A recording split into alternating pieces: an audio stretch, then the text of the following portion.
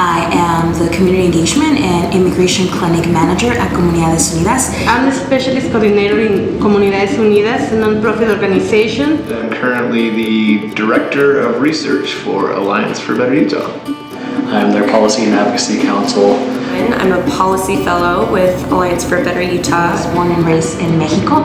I am 31 years old. I was brought to the U.S. when I was 11 years old. Yes, I'm from Mexico. I grew up in Mexico City. So I'm going to be talking about Christopher Layton.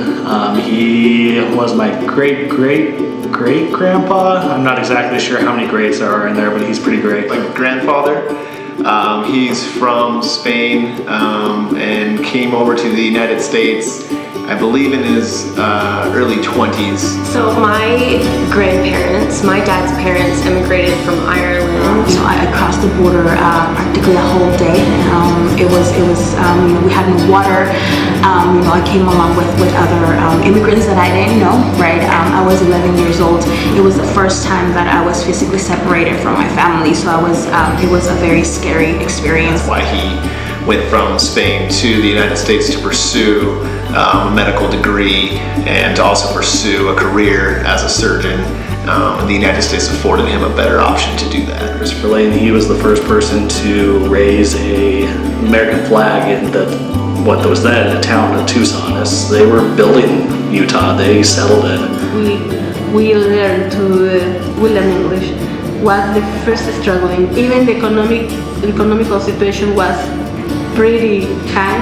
Because actually my father, after we arrived, so 1 year later, he lost his job. Definitely learning the language, experiencing racism, right? That was big throughout junior high school. I think that for my grandmother especially, having an accent had a huge social impact on them. I remember my dad remarked that, like in Ireland, she was confident and outgoing, and that really shifted. And I think that it's also important for the United States and other countries to recognize the contributions that immigrants and refugees bring to their own communities. And I stopped to think, if my grandfather had been treated the same way, he wouldn't have come to this country and saved the thousands and thousands of lives that he probably saved, or at least impacted in a positive way through his medical practice.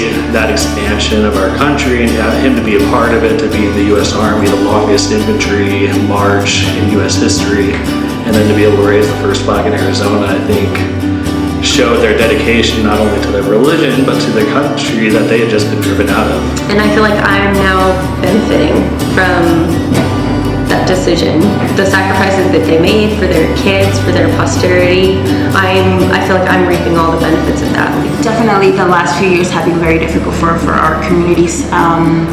And I think that given the current political environment that we're living in, I think that now is the perfect time to really keep pushing hard. I think that what makes America great is that no matter what background we are from, what cultures we bring with us, what ideas, whatever we have, we're able to combine that with everybody else and make something greater.